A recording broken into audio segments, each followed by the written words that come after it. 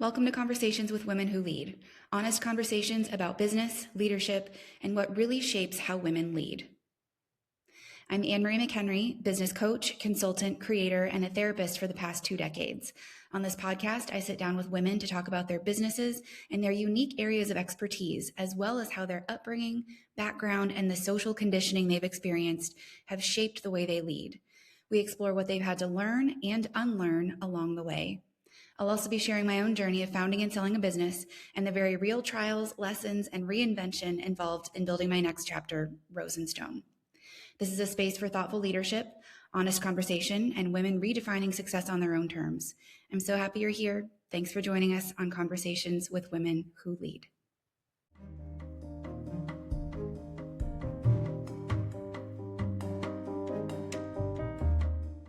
This episode is a really special recording of a coaching call with Lauren Stephens. She's the CEO and co-founder of Dudley Stephens, which is a fleece apparel brand that she and her sister co-founded. Dudley Stephens is an 8-figure business that Lauren and her sister Kaki built from the ground up. And she talks to me about virtually everything a small business owner experiences, especially as a female founder. I've known Lauren since college. She was my bestie, so this coaching call already started with a ton of rapport and history. So a disclaimer that every coaching call is a little bit different, but I definitely want to thank Lauren for being so willing to share her story, her vulnerability, and her absolute business genius. We recorded this back in February, and it's now almost July, and I'm reminded of what a difficult month February is, especially in retail, but also so much has shifted since then. Lauren consented to this recording, and we begin the podcast right as I'm explaining what coaching will look like versus consulting, etc. Let's get into it.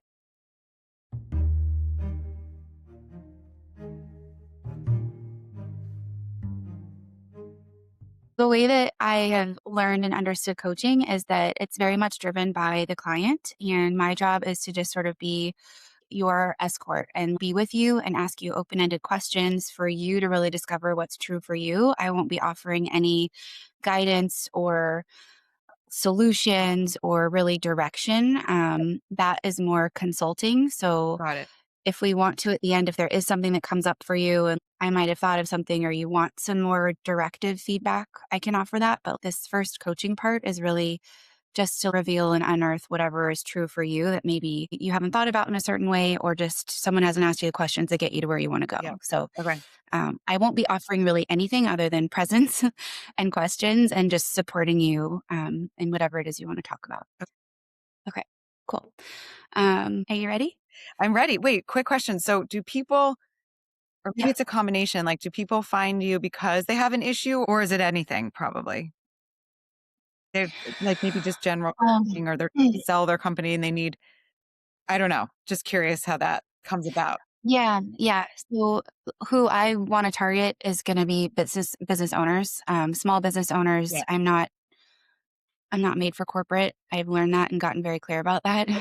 So really, what I'm hoping that my social can show is that kind of building a business from the ground up, comes with a lot of opportunity and inspiration, but a lot of challenges. And so Yeah. putting into place the structure and also like thinking about like the way that women were raised isn't necessarily as go-getter business people doing all the things. I know that that lives in us, but really checking in about the things that get us stuck in our business are usually related to personal things and our limited beliefs and whatever our socialization has been. And sometimes it's not like, you can have the playbook, you know exactly what you need to do, right? You've been given all of the structure and you know exactly what needs to happen, but there's something more personal or internal that's getting you Yes. stuck. Right. And so I'm hoping to be like, sure, we can talk about the infrastructure of your business and policies and procedures and your hiring and your firing, but also like, what is making it difficult for you to follow through? That's also part of the Yeah. coaching piece. Totally. Okay, cool. All right. Any other questions? No, I'm good. Cool. So let's start with what is important for you to talk about today. Well, it's what's funny is that I just met with a friend this morning who started a tech company. She built an app with her mom and self-funded. And the app is all about girls 8 through 11. And it's an app targeted to them. And it's a safe place for girls to text, chat with their friends. And like there's interactive games and stuff. Anyway, Elle has one of the first versions of it and she's loving it. And this Nice. and this woman, her name's Juliet. She's so awesome and inspiring. And she's doing a fundraising round right now.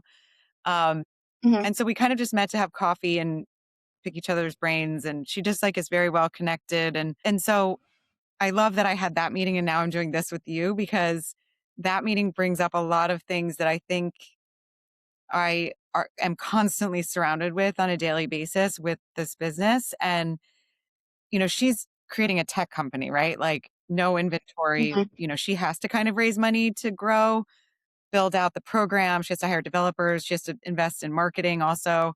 And she's at this inflection point right now where it's like the early stages of her company, whereas I'm now 10 years in. But what it brings up is, we never raised money. We could have when we were growing exponentially and making a huge profit and like literally out of this world. Like we didn't see that coming back pre-COVID times.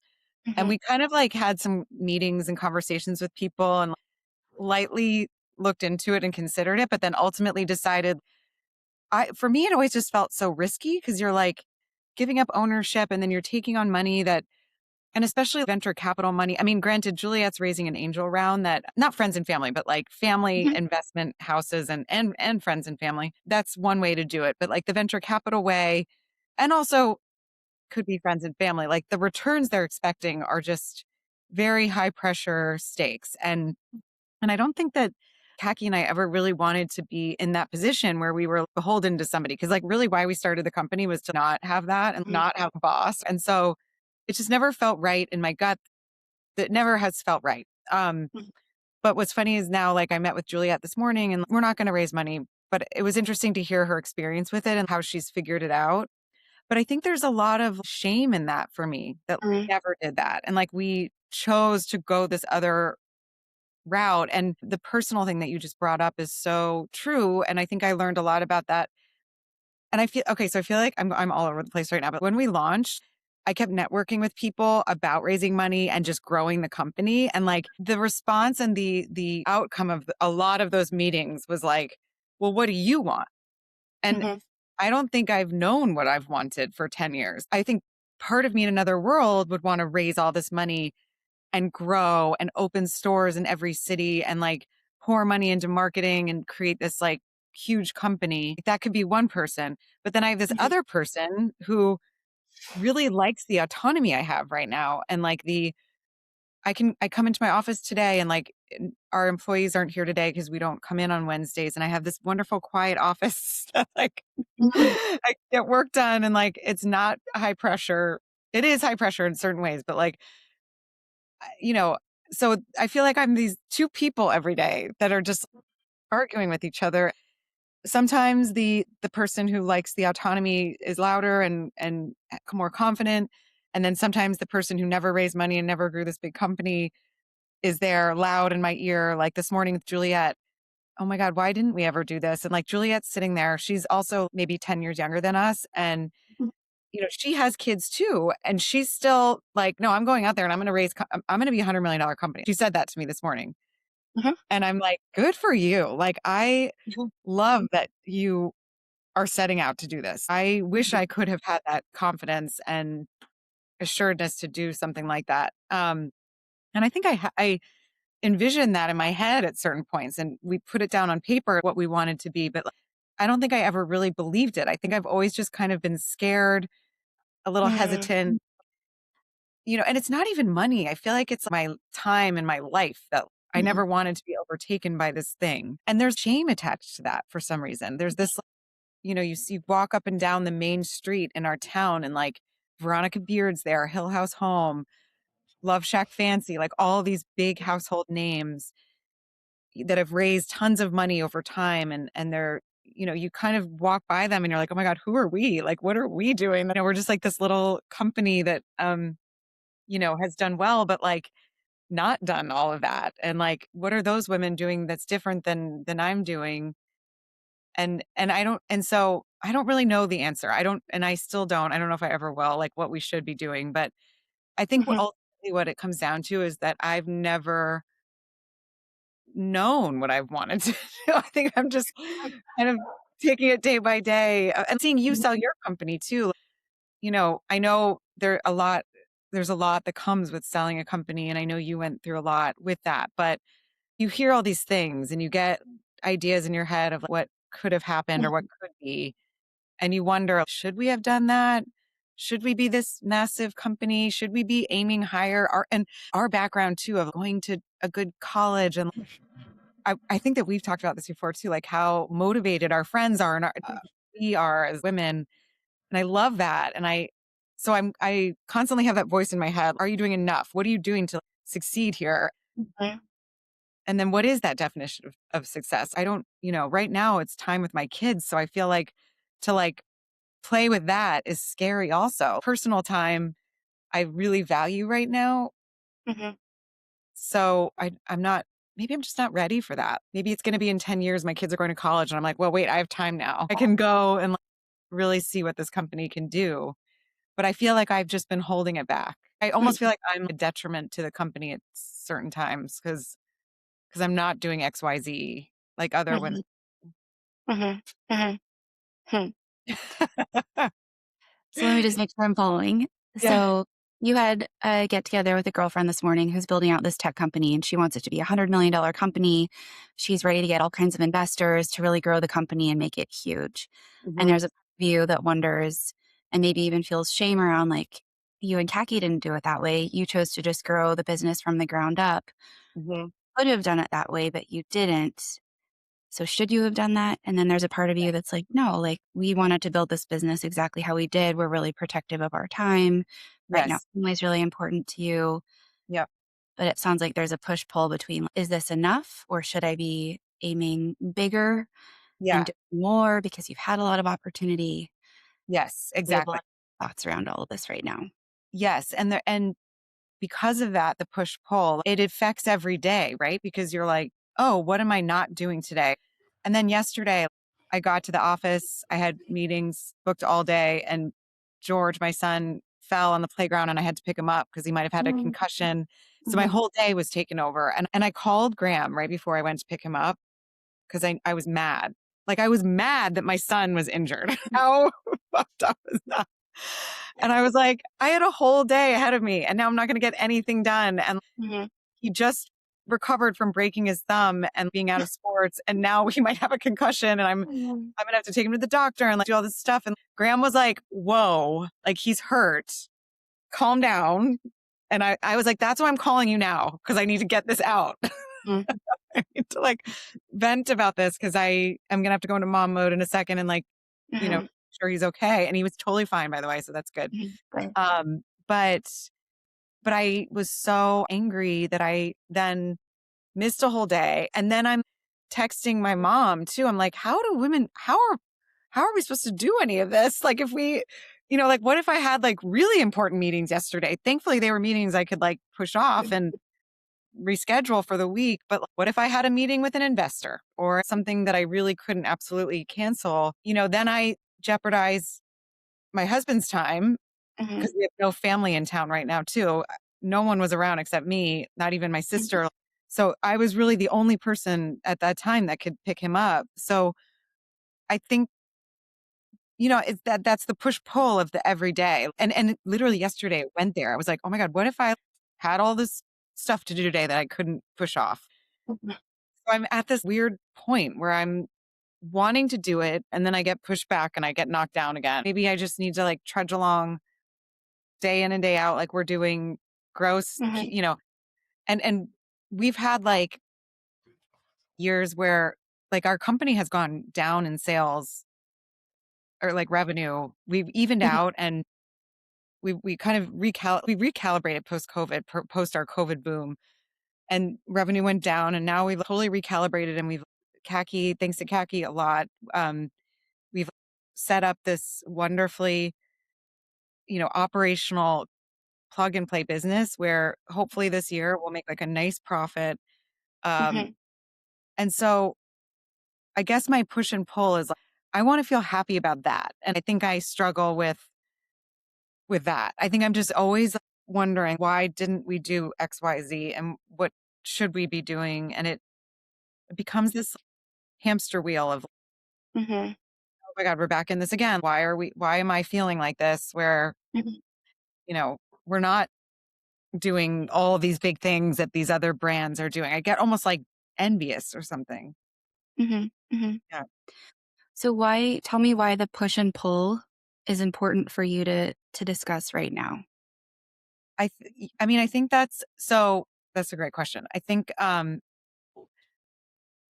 it's not allowing me to come up with a vision for the year, which is what I should be doing right now, um, and an overall plan and marketing plan, production, like the whole plan from top to bottom.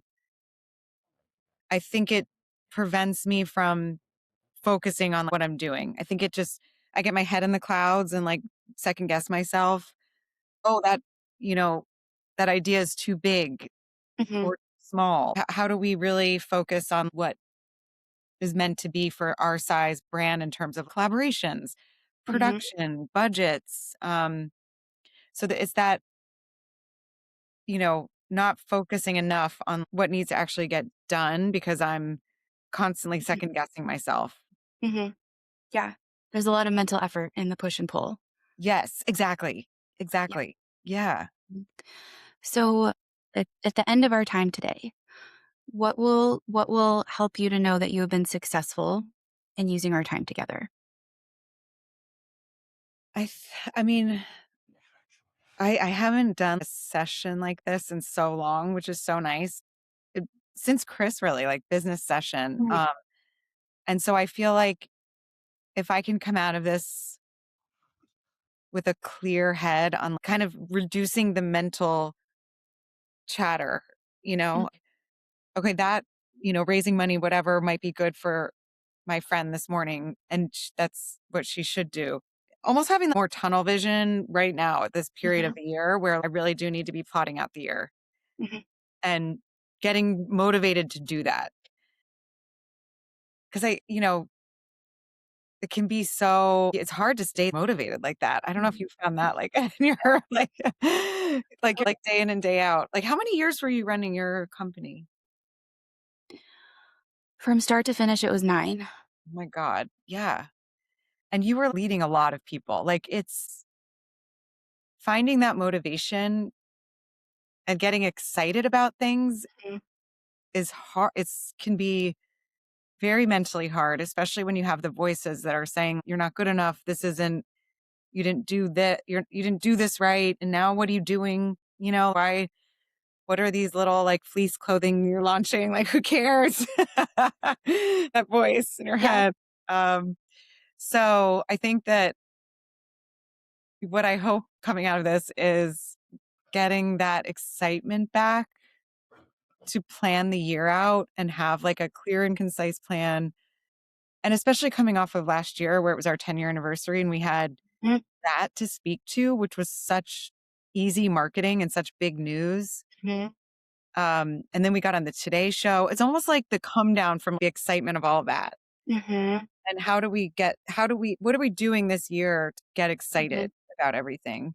mhm, And and that also relates to we don't have unlimited budgets. We don't just have, an investor who can say, oh, you need money for XYZ or marketing or whatever. Like, we mhm, have to piece it together. And that therein is the challenge of remaining self-funded and mhm, that we really it's up to us to figure out. Kaki's on a trip right now with her family, but texting me all morning, we can do this or this for finance things mhm, and debt facilities that we use. mhm, Um, and we've gotten very creative with how to make things work, for us and the business and operate the business. So just as I'm saying that, I feel good about that. mhm. Because you forget that, right? We forget Yeah, all the things we've learned and figured out. that's so true. That's so true. Um, so just to make sure that I'm on the right path with you. So by the end of our time together, you want to have a clearer head about what you want to do moving forward, and then also find that motivation and excitement about Yes. what you'll be creating next. Yes. Yes. Without, the large budgets that other brands have, the unlimited funds and all that. I think it's kind of forgetting that and being like, look Yeah. at what we have and what we have done and what we've been able to figure out. Mhm. And, knock on wood, if I can get that clear head and that mental chatter dies down and I can really focus on what we're doing, on paper, we could have a great year. And Kaki and I can have a bonus at the end of the year, a nice one. So I'm like, maybe I should like write that down somewhere. You know what I mean? Like have that, Yeah. because I feel like I forget that because we've had some hard years, but we're Yeah. coming out of it. So it's that's like carrot that I'm following and it is possible. Mhm. Yeah. Tell me about what you forget. I think forget that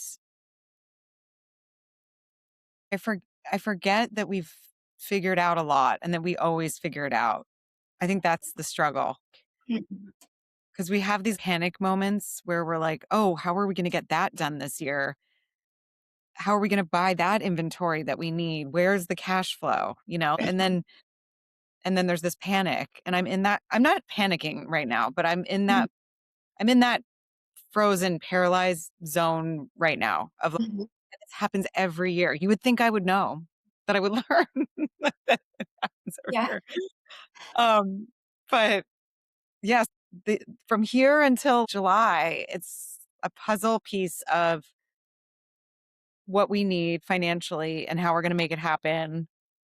And because we are bootstrapped, every dollar and with marketing, every dollar that goes out the door for marketing, we have to make sure is serving a purpose Mhm.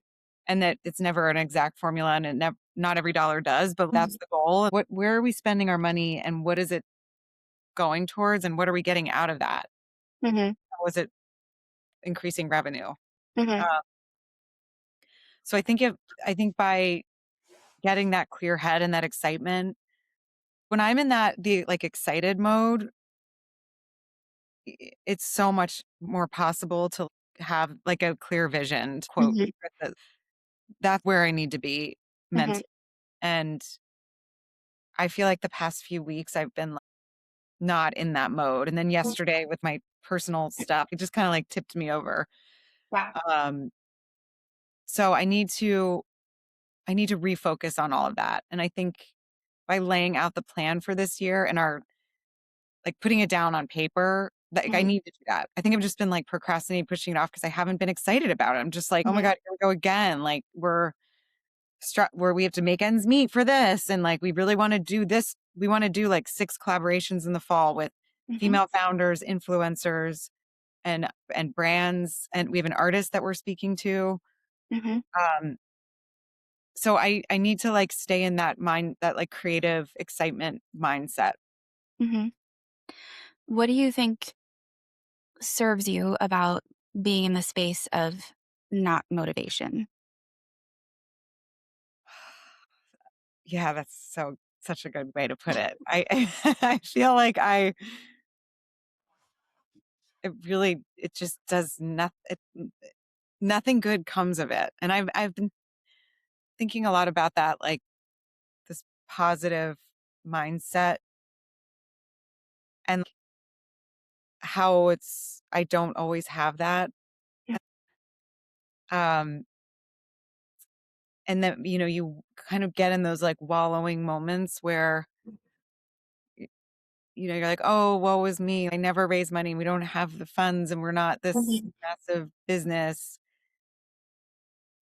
That just has now pushed me into this procrastination phase of not Mhm. putting things down on paper and really thinking through the plan for the year and leading our team through that. And I'm sure that I know they can pick up on that when Mhm. we're disconnected and feeling negative. I mean, I think I can I've gotten good at hiding it, but it's not that good.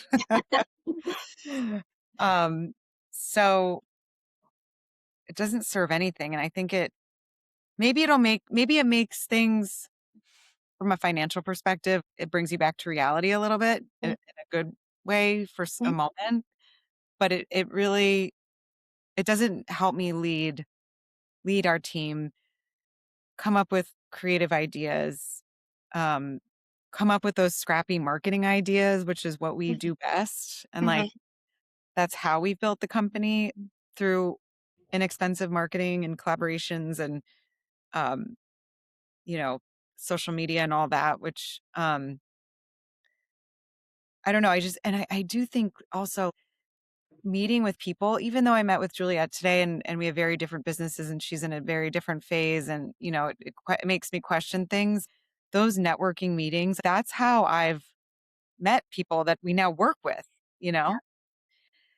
And so forcing myself to do stuff like that, I think really helps. I was so glad to meet with her this morning and do this with you and Mhm, break this like cycle that I feel like I'm in of like mhm, the wallowing a little bit of like, oh my God, mhm, what's going on? What are we doing? Um, and I think I'm also like prepping myself for the tough summer months when our cash flow is so tight. Like I mhm, know they're and I almost get like I'm like holding on. Oh, here it comes. It's coming. And it's our 11th year of doing this. Like, why don't I know that that's coming and just know mhm. that it's going to feel stressful? Um, Yeah. and then you have Juliet sitting there like, yeah, it's so easy to raise money. Here's what I did. There's an app, there's a site. And you're like, oh my God, maybe it is easier to do than I think. But then it comes with its own, it Mhm, comes with so much. Wait, did you ever raise money for your company? No. mm-mm. Yeah. You didn't need to. You were self-funded. Yeah, That's but so great. I get what you're saying because then you give up some ownership and then you have to report to other people, and Exactly. that's a whole 'nother experience and element to figure into your business and how you're running it, which Exactly. it like, is for a lot of people, but not for everyone. Yeah, exactly. And I think that personality wise and like just where I am in my family life, I'm not there yet.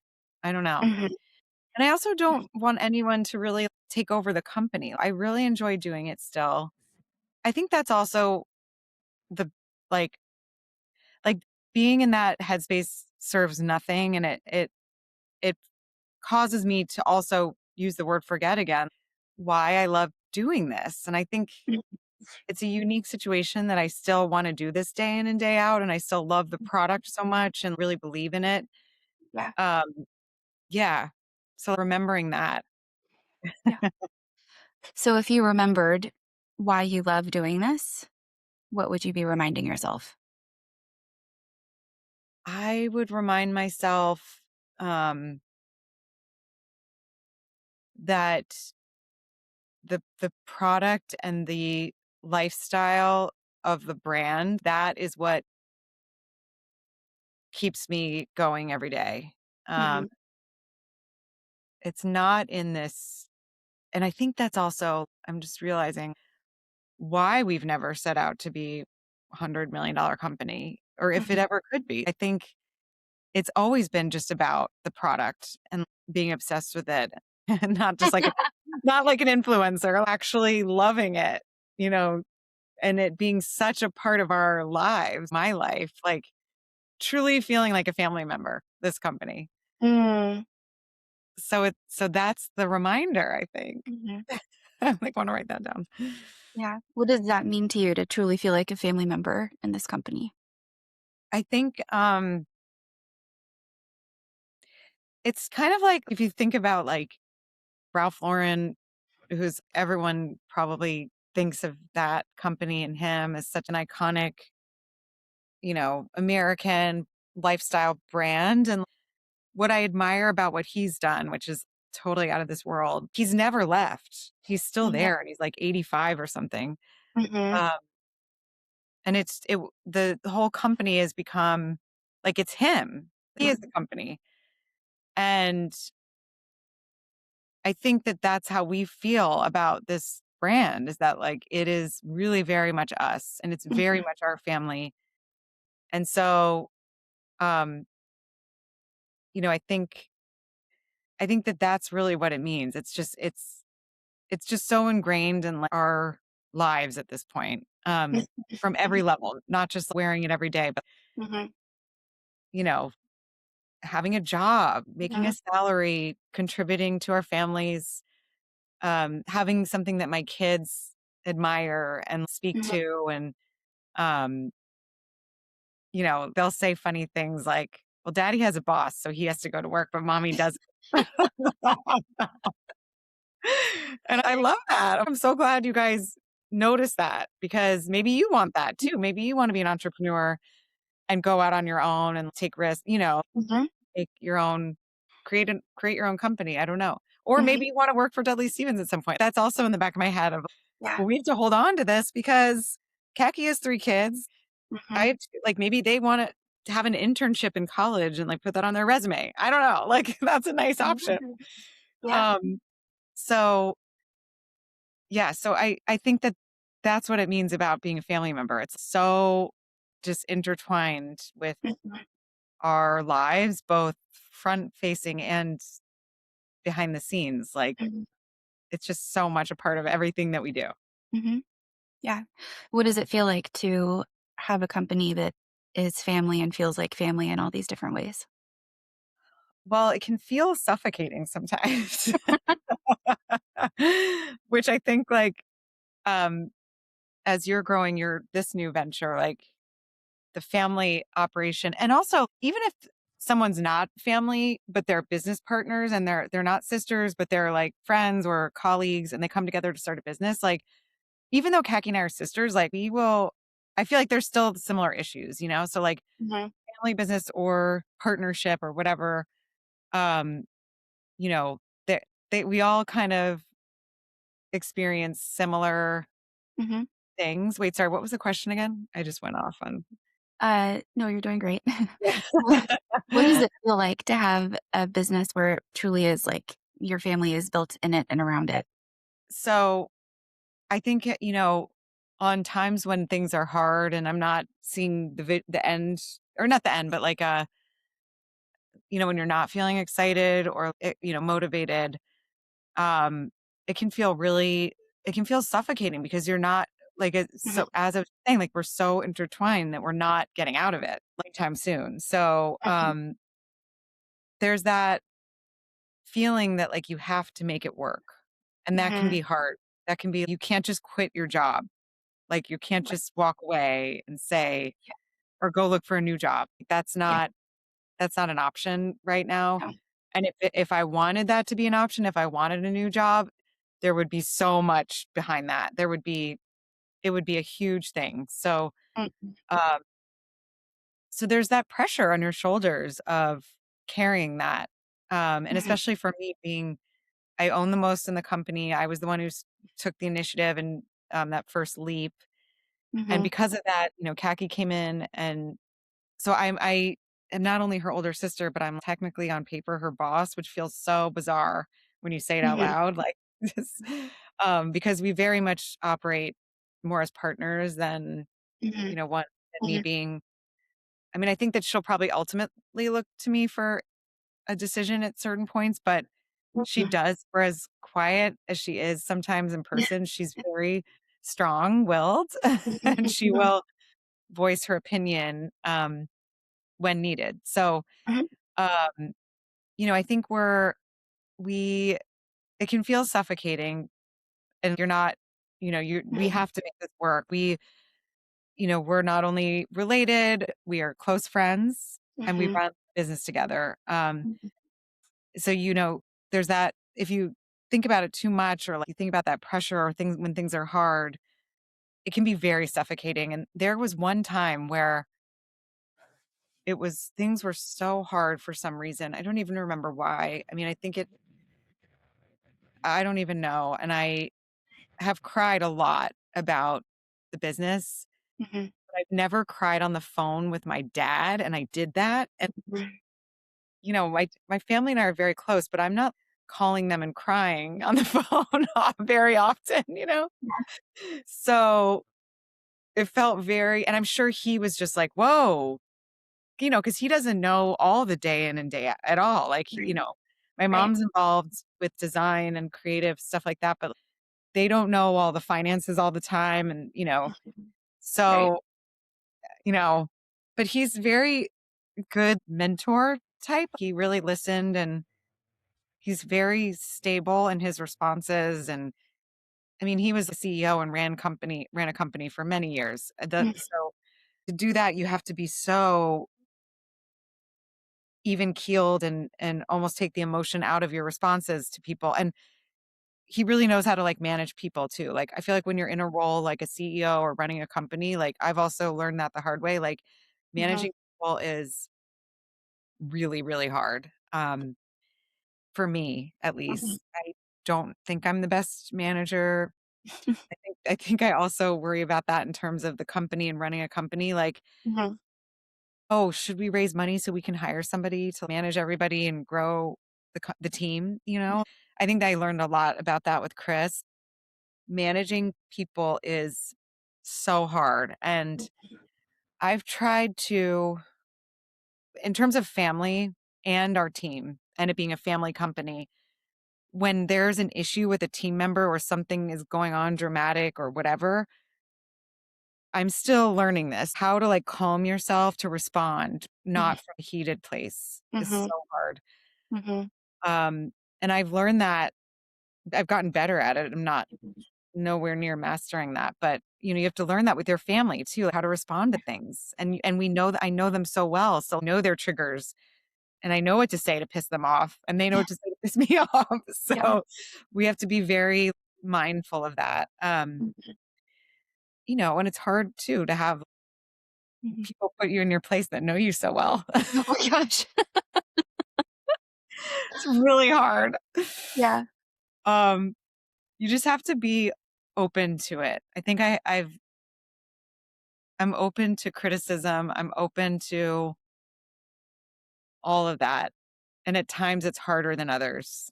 Mhm. It's very hard. But then there's times when it's so great. So when we have a business trip, but it's Kaki and I, and it feels a Mhm. sister trip. And you're like, this is so fun that we get to do this together. Yeah. Um, so it's that balance of Mhm. Yeah. figuring it out. Yeah. That is a balance. I mean, I understand what you're saying, that it's, like, equally as suffocating and there's so much pressure Yeah. as it is really great, and I Yes. also a lot of love and laughter and fun in doing this with your family, specifically your sister. Yes. Yeah. Thank God. I mean, this company wouldn't be what it is without Kaki and my Mhm. mom. I only have so many skills. We all needed each other to get to where we are today. Mhm. I just am a big believer in that, and having some sort of partner, or someone that believes in the vision as much as you do. Mhm. Because there's days when she doesn't or I don't, and we lift each other up. And that really is the key to survival. I keep getting these memes on Instagram that are like, success isn't defined by one thing. It's actually like Mhm. you just keep going. Mhm. You're still in business and you Mhm. do it day in and day out. That's what Mhm. a successful entrepreneur is. And I'm so glad I'm Mhm. remembering that right now too, because that is what I'm proud of, I think, in all of this is that every day we've gone back to it and we continue going back to it day in and day out. Mhm. We haven't given up, Mhm. and we're not going to. There you go. Yeah, no, I hear you. I agree. It is so hard to stay on the track of keeping your business, let alone staying motivated with the vision and then continuing to create, and then you have all these other people relying on you. Yep. It's a lot to hold. Yeah. And piece of success is just continuing to move forward. That Yes. completely makes sense to me as well. Yes. Totally. I want to come back to, you had mentioned a little bit about difference between if you were to take on investors and raise a bunch of money and take that route and see if you could really grow the business even bigger than it is now versus continuing on the path that you're on. Yep. Um, what thoughts come up for you now around those options? So that's what the tricky part that, I think I just need to, like, totally let go of that fundraising pie in the sky um idea. Like, Mhm. I think I need to let that go Mhm. because it just holding on to that, to use the term used before, really doesn't serve me. Mhm. In Mhm. fact, it causes that shame and that doubt of, Mhm. who are you to even be doing this? Um, Mhm. and because raising money doesn't necessarily mean you've succeeded either.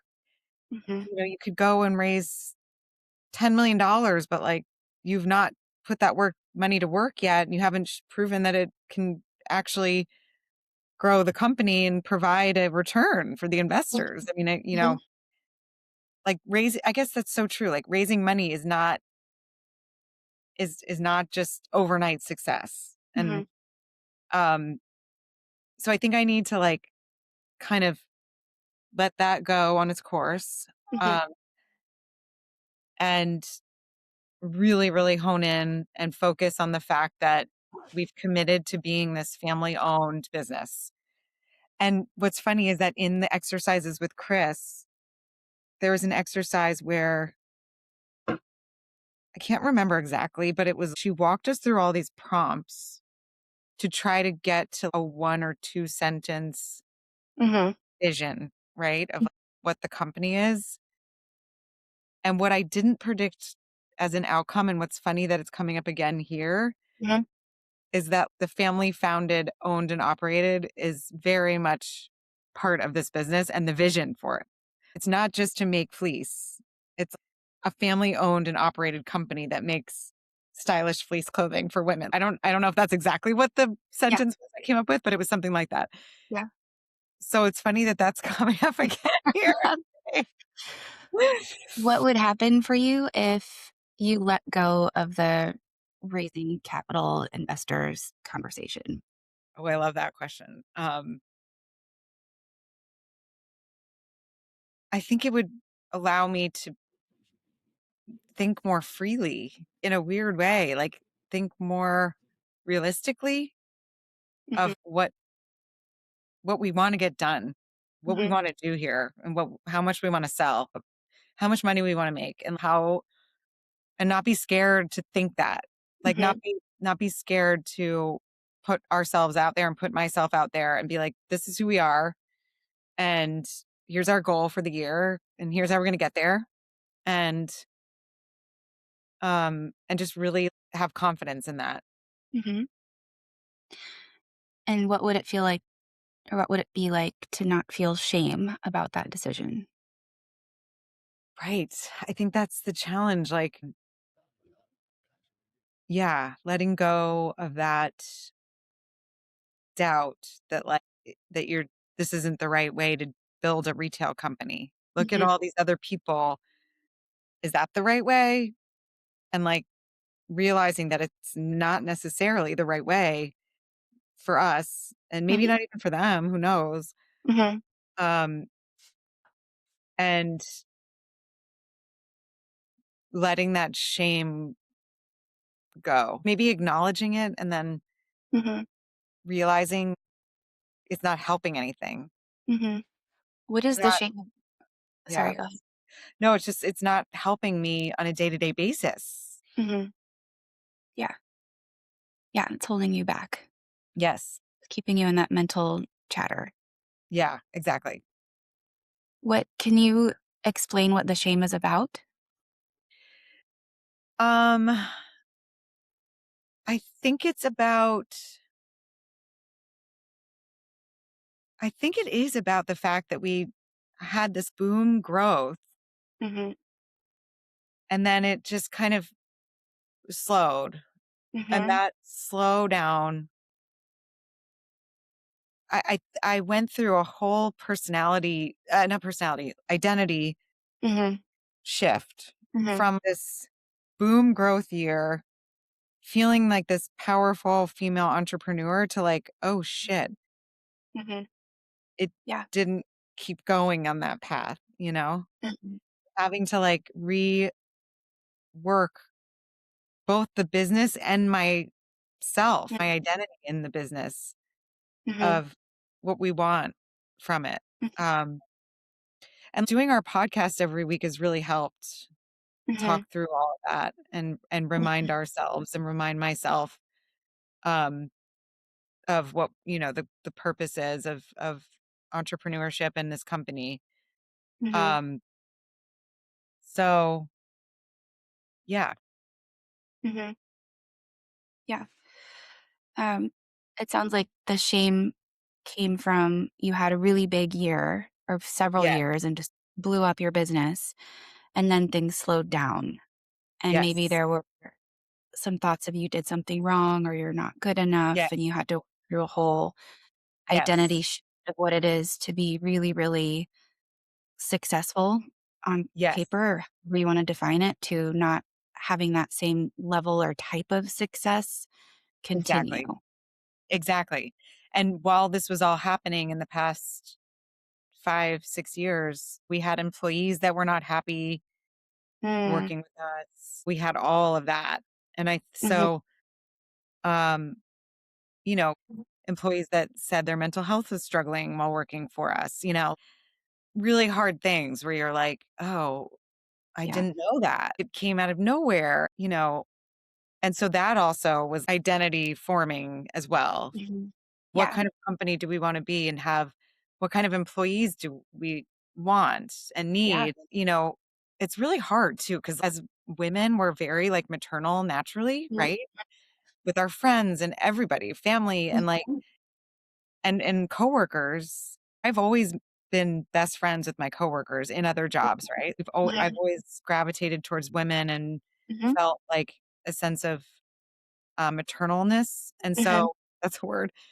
So when you have people come to you that aren't happy, yeah, I immediately click into that h mode, mhm, but I realize now that, I can't solve their mental health. I'm not, mhm, their therapist or their family member, mhm, so but I took it very personally, all these yeah, things as they were totally, happening. Yeah, and it and now that I'm saying it too, I'm glad I took it personally.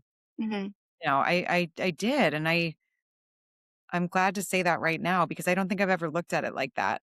I don't mhm, think I've ever looked back and thought, "Oh, it's good that you took that personally and you took it so intensely." I had so many sleepless nights mhm, about these ladies that really didn't like me and didn't like working for me. mhm, Uh, it's a real mhm, humbleness that you find yourself in, and I took it to heart, and I still mhm, think about it constantly. mhm, Um, mhm. and I'm sure they're talking shit about me somewhere now. Great. It's like They're gonna do what they're gonna do. and I think I realized I can't make everybody happy, and at the time, I was doing the best that I could too. I was struggling Mhm, mentally too. I was really we were all, like, overwhelmed by COVID and the growth of the company, and, mhm, um, with growth of a company like ours comes more customers, and more mhm, customers equals more messages, more returns, more complaints, more mhm, issues, um, mhm, and so it compounds on itself, and everybody in the small company feels that, and so, um, now I think I've learned a lot. I learned that we hired too many people too. We did not need all those people. Um, and so I'm, knock on wood, very happy with our team now. mhm, I understand what I want to look for in an employee whenever we hire someone mhm, and you know, what is required for me. mhm. And I do not take hiring anybody lightly now. I don't know if you felt that way. Yeah, Yeah. 100%. Yeah. Uh, but that shame is tied to all of that time, to Mhm, go back to that word, the shame of going through all of that, not being able to make everybody happy and please everybody, and then mhm, also having the business kind of just level out. mhm, You're like, "Oh, crap." mhm. Yeah, Here I was on this for many years, right. thinking we had this everyone was happy on our team and we were tripling sales every year. There were like 3, Mhm, 4 years of that. mhm, Um, and then to have it kind of flip on its head, you're like, mhm, "Woo." I mean, you mhm. learn a lot. You Yeah, certainly learned a lot. yeah. I understand all of what you're saying, and especially the, like, taking it personally part when Yeah. things don't go well and when you hear directly from your team that they're not happy, and then you think it's your fault, and then you wanna fix it, and then you take it upon yourself to make it better, and Yes. I think all of that's a very natural reaction, Mhm. and it's not necessarily our responsibility, but we learn from it, right? Yes. Yes. Yes. So I just wanted to validate that part because it's so real. It's so real. Yeah. Um, Oy, oy, oy. When you think about your experience of shame and going through what you have in this business with, sales numbers and then your team, how does that experience and the experience of shame serve you now? It's setting me up to, I mean, the the thick skin that I have grown from all of that and the confidence that I've m- gained, which for me as a Mhm, very historically not confident person, in interactions with people, in my mind is invaluable. I mean, I really mhm, feel prepared for things that I was not ready for before. Um, yeah. and that in itself is a skill Mhm, with yep, people and with, we had another young girl resign about a year ago and she mhm, was awesome. She's a superstar, young graphic designer. I mean, I think mhm, she's got a really great career ahead of her. But, we were a small business and we couldn't really there wasn't anywhere mhm, for her to grow with us, and I've learned that with these young girls that they move on, and I did too when I was 24. We, mhm, I job hopped. I was going from we were all over the place. So, I get it, and she reached out and was like, "I wanna meet with you in Kaki," and I knew immediately she was leaving, probably had a job mhm, somewhere. mhm, Um, and before when this would happen, I would panic. I would yeah, be like my stomach would be flipped over. I wouldn't sleep the night before. I'd be so stressed. I'd be like, "Oh my god, they don't mhm, like us. She doesn't like us. She doesn't like us." yeah. Um, What did I but do wrong? yes, exactly. But instead, I know that Mhm, we hire young girls who are amazing at what they do, mhm, hired multiple straight out of college, and they've mhm, all gone off to these amazing brands and mhm. are continuing on their career. So even though they might talk shit about me and they don't like me, they had good experience working for us Right, because they got great jobs after. So, absolutely. yeah, so going through all of that and the shame attached with that, I think I've learned I have history now and I have experience on how to approach those conversations. And, when this young lady resigned a year ago, I went into the conversation feeling totally calm. And I Mhm, had not felt that way leading up to a conversation like that. mhm, And so that's part of managing people and learning those skills. And like what I was saying with my dad, like, his stories are insane with the people that he managed and like what he's seen and all that. And, mhm, from like crazy stuff. mhm, And so, these, it's given me a lot of perspective and understanding of people and that it's not about me. Maybe it is sometimes, but this is a business relationship that we're in with our coworkers. mhm, And I am reminded of that from that experience and that shame of that mhm, identity crisis feeling. mhm, Um, I've really learned how to approach these conversations and feel calm, level headed, and from a place of business, mhm, an answer for the business and not like a mhm, personal trying to take care of a 22-year-old who I love, who I think is so good. Like, and it's like, no, she's got a great opportunity and I'm going to support mhm, her and we will find someone else, as much as I get attached to people that we work with and think mhm, a lot of them are not replaceable, by the way. And but then you're like, oh, but I know from my experience now that like you will find someone else. It's another opportunity for the business to find something different maybe, mhm, uh, and hopefully, we all come out of it on nice terms and we feel good about it. Some of the mhm, people that I've left, I didn't feel so good about when they mhm, left, and that's unfortunate, but it is what it is, and it's business. You know, mhm, I do not I try not to hold a grudge or, hold that feeling. mhm, Like, it's not worth it. It's not worth my mhm, energy. I need to move on and, focus on what I'm set out mhm, to do day in and day out, and I think that feeling really taught me a lot, that yeah, shame feeling, even though that's such a hard word, I yeah. think it really taught me a lot. Well, yeah, you're human and you feel and Yes, you observe. And when you notice that maybe you have made a mistake or something did go sideways and you're responsible for it, yes, yes, ideally you learn from it. exactly, and that word responsible is the word. That is what the hard part of this business is I am ultimately responsible for all of this, and I take Mhm. that on, and I proudly am responsible for it, and if Uh, someone on our team were to mess up or make a mistake, I can get frustrated, but ultimately they're under our wing and it's our mhm, company and, it could be a lot of it could be a lot on our shoulders at mhm, times, but that part about it does not scare me for some reason. Like mhm, taking on that responsibility and that mhm, I actually love that. I feel I feel I've always felt prepared for that. I think that's why I wanted to do mhm, this. mhm, It's more the not living up to my expectations that mhm, I struggle with every day, which is what we've discussed for most of this. I think that's mhm, really the internal struggle that I think mhm. holds the company back. I wonder? Yeah, yeah. And then I just hear so much learning and experience that you've gained across all these different situations that you've been in that have gotten you to this point Yeah. of now exploring what you want to do this year and what you want to Yes, create. So, exactly. if you think about all the experience that you've gained over the last 10 years and you're looking ahead into 2026, Mhm. what is exciting to you about this year in this family owned business that you and your Yeah. sister have created? Yes. I the first thing that's comes to mind is all the product that we're launching, that we're designing right now. I mean, that we get what we call photo shoot samples in that are samples from our factory that we use to photograph for the website.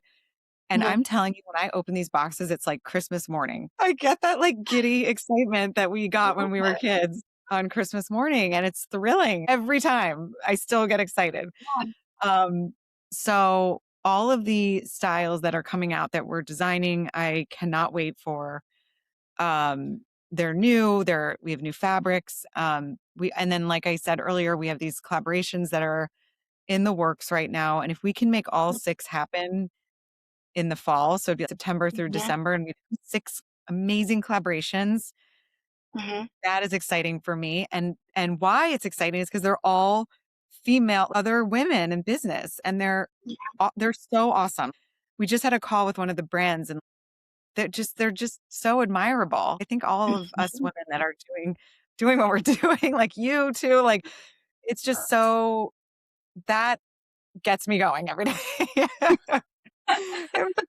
It like really even just meeting with Juliet this morning, I'm like, it just makes me happy. Connect with women, hear what they're doing, Mhm. be inspired by them. And Mhm. I'm blown away constantly by all of these women I've been meeting.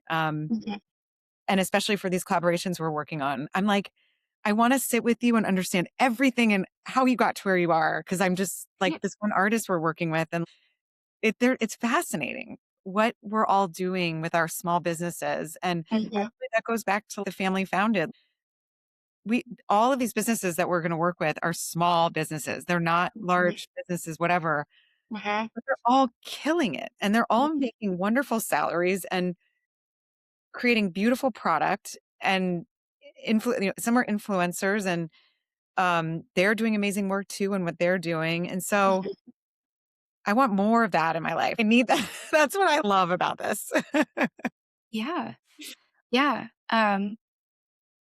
Sounds like what you love is getting to know that you have new styles and new fabrics coming. Every Yes. time you get to open a new package, it's like Christmas morning. And then you also have these incredible collaborations coming up with women in business who are doing amazing things. And because they're small businesses and you are a small business, at least Yeah, a family founded business, you get to hear about the stories, the very personal stories that like got them to exactly. where they are.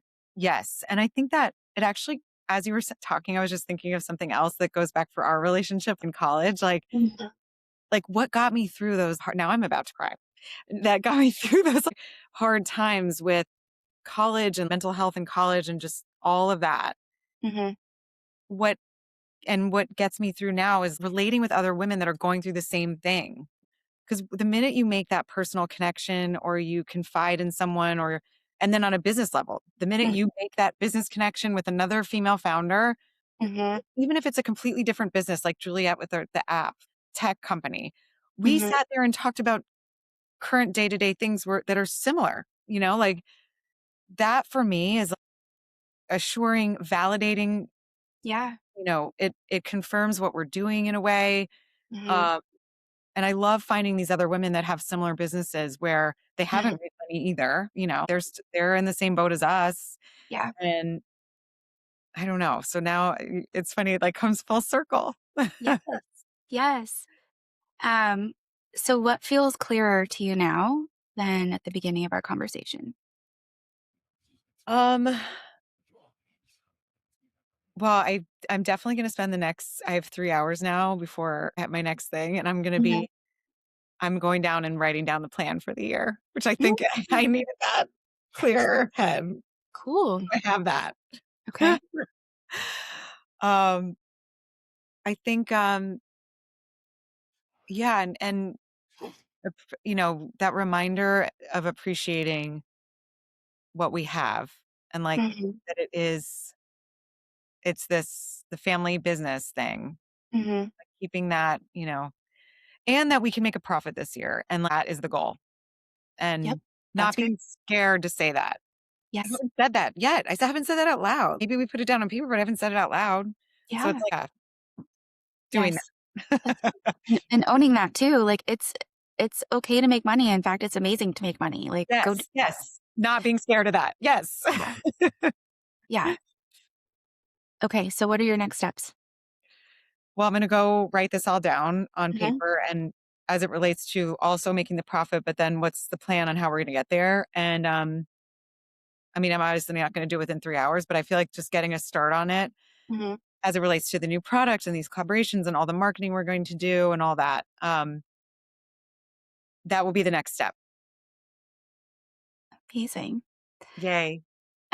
Last question. Is there anything that feels incomplete about all the Mm, things we've talked about today?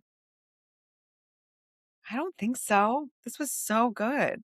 I mean, I really feel like so, uh, I don't know, like a lot came up that I didn't think would come up either. So this is really Okay. good. Amazing.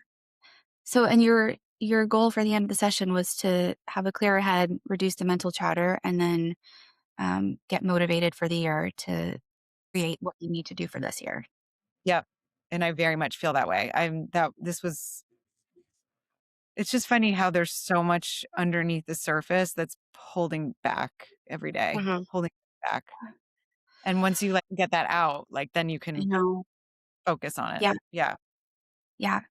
I love sharing more about your business and kind of where you've been at and like what's come up for you. And I can relate to so much of it. Oh my Um, gosh. Totally. and I love that you're having all these collabs with these other female founded business owners because we all have a lot of the same stuff. We've just Yes, created different businesses, but there's so much similarity and commonality. And exactly. that's why I want to do this podcast too, is like, let's talk about it. Like, Yes. let's do Yes. all of this together and keep supporting each other through it. Because we're the Yeah. next generation of adults, right? Like, Yes. we're the ones Yes. right now We're with the setting all this. experience. Yeah. Yeah. Yeah, exactly. For all the younger ladies. Exactly. Yes. I love it. Um, is there anything else that I can offer you? Or like, how was this? And what else can I do Yeah, for you it's since I've so taken all this great. time? It was so great. And I'm so impressed with your questions. I loved all your questions so much. And it must be hard for you though, not to go down like the therapist route, right? And keep it It's like very business. different. Yeah. Mhm. Not hard, but like, yeah, different. Like, It's but you different did because it so yeah. well. Yeah. Um, you did it in such a way that was like, cause it is therapeutic, but it's Mhm. business. Like and I love that. I think you asked all the right questions to Thanks. pull it out of me. Yeah.